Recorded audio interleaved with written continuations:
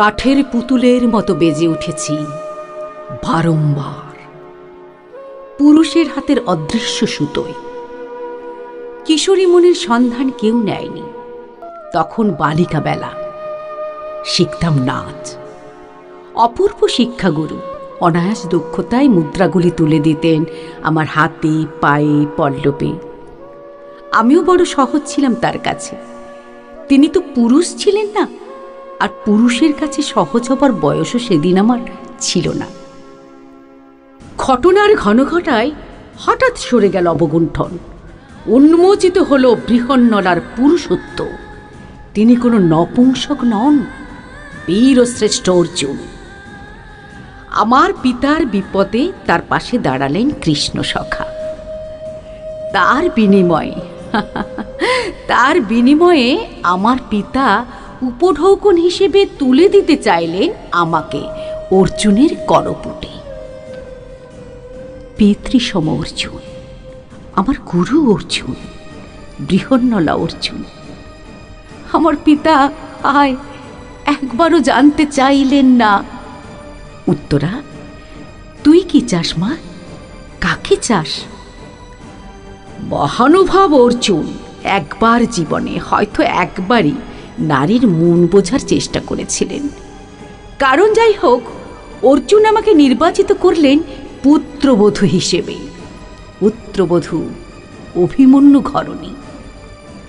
অর্জুনও কি আমার মত জানতে চেয়েছিলেন?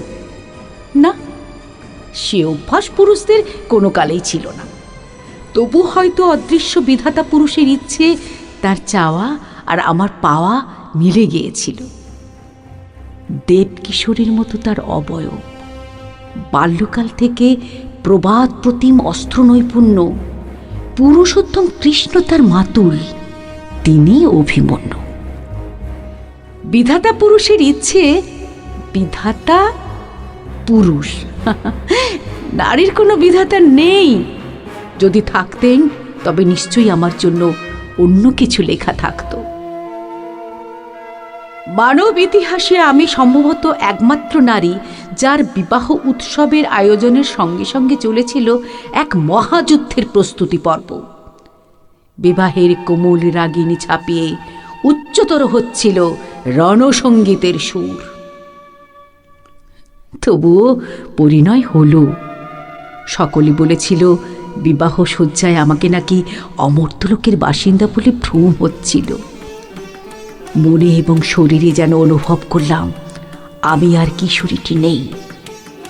অভিমন্যুর চোখে চোখ পড়া মাত্রই বুঝতে পারলাম সেই মুহূর্ত থেকে আমি যুবতী, ঝর্ণা নই, জলপ্রপাত। পাপড়িগুলো ছড়িয়ে নিজেকে মেলে ধরা রাতটা বড় তাড়াতাড়ি ফুরিয়ে গেল। সকাল হলো পৃথিবীতে, আর আমার জীবনে রাত্রি অবসানের সঙ্গে সঙ্গে কুমার অভিমন্যু পৌঁছলেন বিরাট রাজসভায় যুদ্ধের অভিসন্ধিতে। তবে আমি মরুনন্দিনী, ঊষর বালুকা রাজির মাঝে আমার বেড়ে ওঠা, আজন্ম ক্ষত্রির মূল্যবোধ সঞ্চারিত আমার ধমনীতে। মূল্যবোধ, মানবিক বোধগুলিকে যে বিভিন্ন জাগতিক নীতির মূল্যে কিনে নেয়। ক্ষত্রিয় নারী কি যুদ্ধের ভয়ে বিচলিত হতে পারে, না বিচলনের প্রকাশ ঘটাতে পারে? মাত্র মাস 6 ছিল আমাদের দাম্পত্য জীবন। স্পষ্ট মনে আছে কি উদ্দাম ছিল সেই ভালোবাসার দিনগুলো। সুভদ্রাপুত্র অভিমন্যু যেন মাতুল কৃষ্ণের মূর্ত উত্তরাধিকার, অনবদ্য তার প্রেম কলা।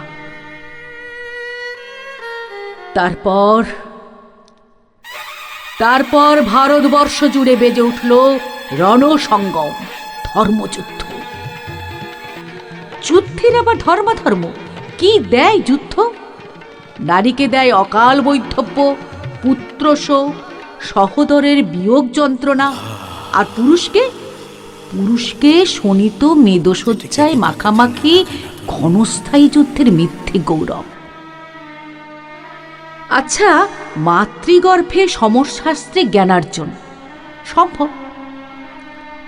কিশোরকে অমরত্বের ভ্রান্ত প্রতিশ্রুতি দিয়ে তারই পিতৃব্যেরা ঠেলে দেন সাত সাতটি বিষাক্ত রক্তলোলুপ হিংস্র সাপদের মুখে। চক্রব্যূহ, সিংহাসনের লোভের চক্রব্যূহ, ক্ষমতার চক্রব্যূহ, পিতৃতন্ত্রের চক্রব্যূহ। ধর্মপুত্র যুধিষ্ঠির, নরশ্রেষ্ঠ কৃষ্ণ, মহাবলী ভীম, কেউ একবারও ভেবেছিলেন এই কিশোরের কথা? পিতৃপ্রতিম এই মানুষগুলোর মনের আয়নায় একবারও কি ভেসে উঠেছিল উত্তরার একজোড়া কিশোরী আঁখি?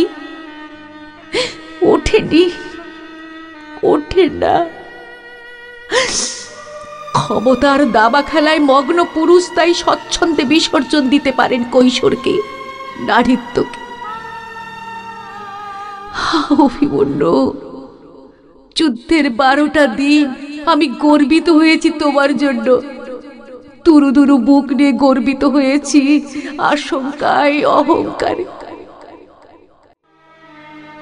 অবশেষে অবশেষে 13 দিনে